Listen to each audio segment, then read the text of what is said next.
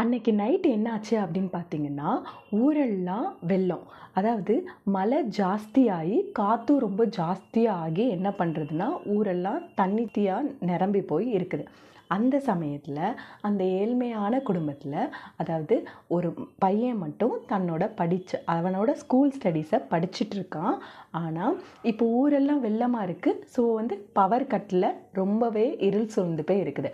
அந்த சமயத்தில் அந்த பையனோட தந்தை, அந்த மகனின் தந்தை மட்டும் என்ன பண்ணுறாருன்னா, அப்போ தான் வேலை முடித்து வராரு. வந்த உடனே நம்ம வீட்டில் இவ்வளோ இருட்டாக இருக்குது அப்படின்னு சொல்லிட்டு பையன் என்ன சொல்கிறாருன்னா, விளக்கு ஏற்ற சொல்கிறாரு. தீப்பெட்டியிலேருந்து தீக்குச்சியை அவன் உரசுறான். ஆக்சுவலாக அதில் கிட்டத்தட்ட 10 தீக்குச்சி குட்டை இருக்குது. அவன் எடுத்து ஸ்டார்ட் பண்ணுறான்.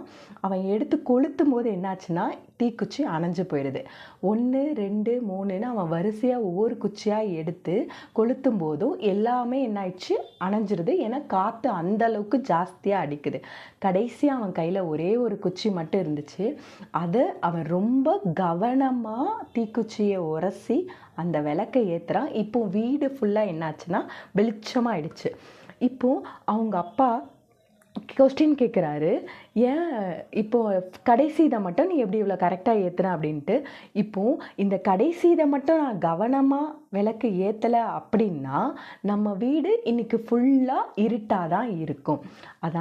அதாவது கடைசியாக நமக்கு கிடைக்கும் பார்த்திங்களா, அந்த வாய்ப்பில் எந்த அளவுக்கு அதிகமாக கவனம் செலுத்துகிறோமோ அதே கவனத்தை முதல் வாய்ப்புலையும் நாம் பயன்படுத்தணும்.